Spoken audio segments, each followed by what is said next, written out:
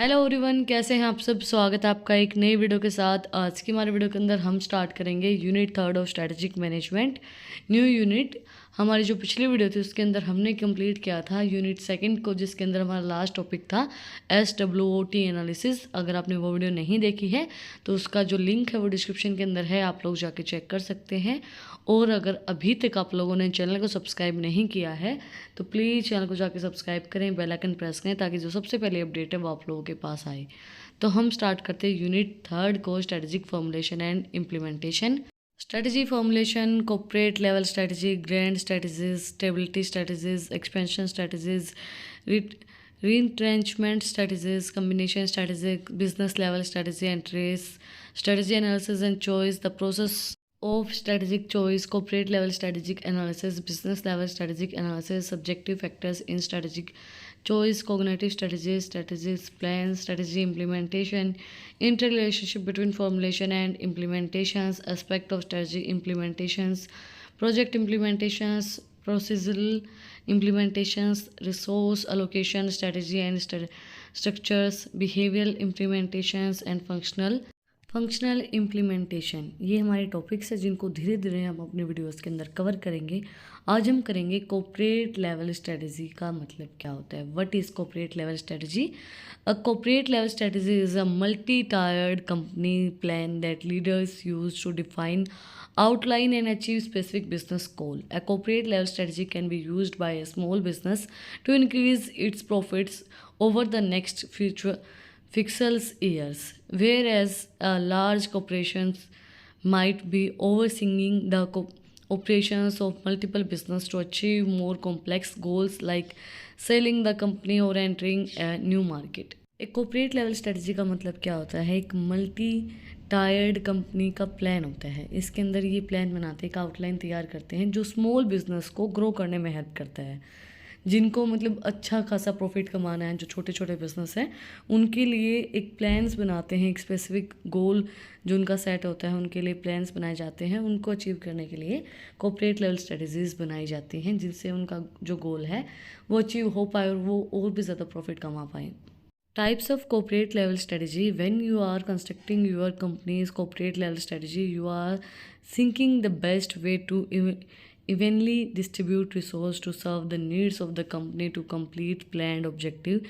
It can also help you come up with cognitive plans. You remain prepared to work under unforeseen circumstances. जब आप corporate level strategies को बनाते हैं तो आप ये देखते हैं कि इनमें से कौन सी स्ट्रेटजी बेस्ट रहेगी जो आपके ऑब्जेक्टिव को अचीव करने के लिए आपकी हेल्प करेगी। तो हम यही चीज़ देखते हैं कि किस चीज़ का आउटकम अच्छा रहेगा, कौन सी चीज़ हमें हेल्प करेगी, जिसको हम प्रिपेयर कर सकते हैं अपने वर्क के अंदर कि भाई ये अगर कोई ऐसे सर्कमस्टांसेस होते हैं तो हम इस स्ट्रेटजी का यूज़ करके अपने प्रॉफिट को बढ़ा सकते हैं। तो फर्स्ट हमारी स्ट्रेटजी है sustainability strategy. The sustainability strategy is when you proceed in working with the client in your industry. This strategy also assumes that your company is doing well under these current business model. Since the pathway to growth is uncertain, you should employ a sustainable strategies to ensure incremental progress that the still bring in revenue, which include practices such as research and development and product innovation. An example can be offering free trials of your existing product to your target audience to increase its engagement. Stability strategy के अंदर इन्होंने क्या बोला है कि आपके जो product हैं उनको स्टेबल करने के लिए आप बहुत सी ऐसी चीज़ें करते हैं जिनके आप मतलब जैसे इन्होंने एग्जांपल दिया है, आप ऑफ़र करेंगे फ्री ट्रायल कि भाई ये जो प्रोडक्ट्स हैं पहले इस्तेमाल करें। आपने सुना होगा ना, पहले इस्तेमाल करें फिर विश्वास करें। तो आप उनको, कई लोग ऐसे होते हैं जो फ्री ट्रायल देते हैं ताकि आप अपने टारगेट ऑडियंस को अचीव कर पाएँ। फ्री ट्रायल की वजह से मतलब आप देखते हो लोग उस चीज़ को, जैसे कि किया था जियो ने क्या किया, पहले क्या किया कि उनको फ्री नेट प्रोवाइड करवा दिया। अब फ्री नेट प्रोवाइड करवा दिया तो फ्री नेट प्रोवाइड करवाने के चक्कर में सबने ले ली वो सिम। अब वो सबके पास वो सिम है। उसके बाद बहुत से लोग ऐसे होते हैं कि जो बार बार अपना नंबर जो है वो चेंज करना नहीं चाहते हैं। तो जो भी बंदे थे उन्होंने वही सिम रख ली, कुछ ने रख ली, कुछ ने नहीं रखी। अब जिन्होंने रख ली वो बहुत से बंदे थे, बहुत करोड़ों में उनकी संख्या थी। तो वो चीज़ फिर उनको सस्टेनेबिलिटी प्रोवाइड करवाने के लिए फ़ायदेमंद रही है। तो वो स्ट्रेटजीज़ इस तरीके की होती हैं जो बिज़नेस को ग्रोथ करने में हेल्प करती हैं, सस्टेनेबल स्ट्रेटजीज़ होती हैं वो। नेक्स्ट है एक्सपेंशन स्ट्रेटजी।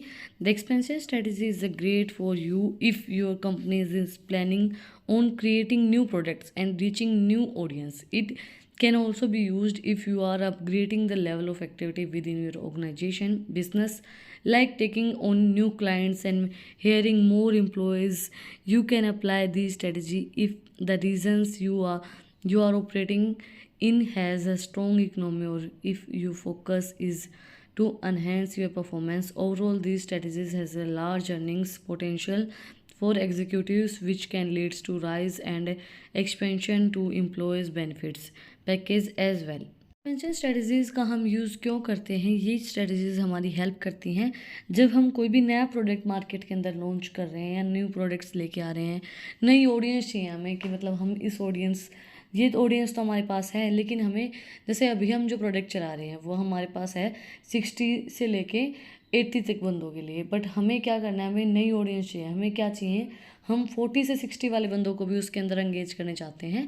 तो उसके लिए ये चीज़ बेनिफिशियल है कि हम नई ऑडियंस लेके आ रहे हैं, नए प्रोडक्ट्स लेके आ रहे हैं, उनको एंगेज करना, उनके लिए स्ट्रेटजीज़ बनाना, या फिर हम नए एम्प्लॉयज़ को हायर कर रहे हैं, कुछ चीज़ें अपग्रेड कर रहे हैं, इम्प्लीमेंट कर रहे हैं, तो उनके लिए हम इन स्ट्रेटजीज़ का यूज़ करते हैं।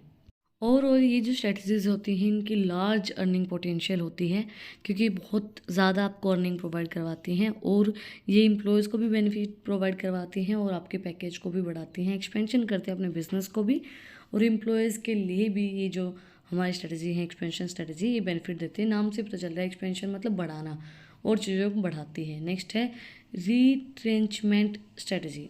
रीट्रेंचमेंट strategy requires you to strongly consider switching your business model. These may involve stopping the manufacturing of a product or reducing its functionality.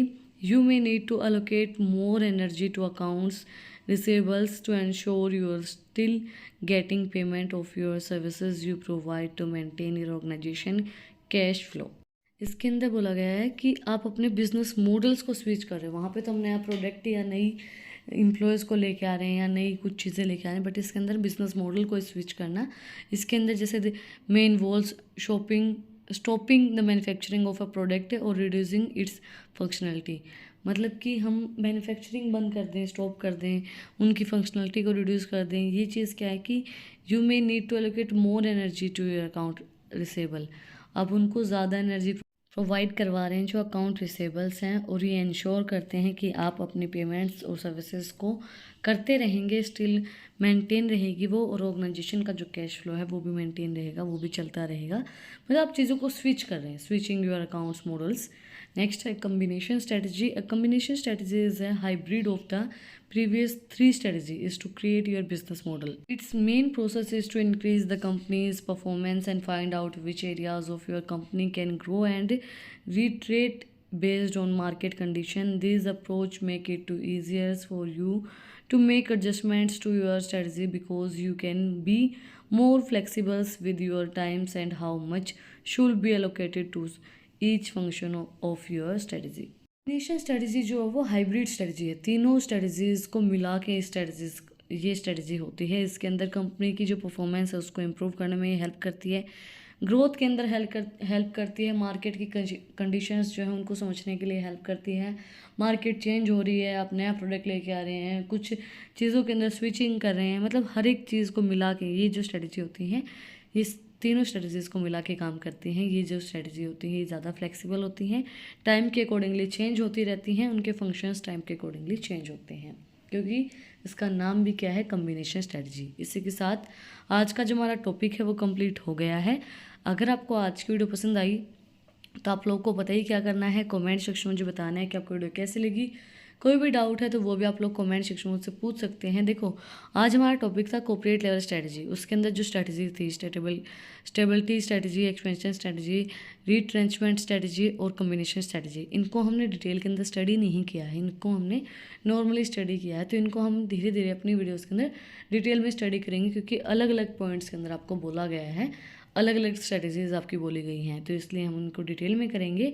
और अगर आपको इन टॉपिक्स की पीडीएफ चाहिए तो टेलीग्राम चैनल का लिंक भी डिस्क्रिप्शन में है, वहाँ पे जाके आप मुझे फॉलो कर सकते हैं।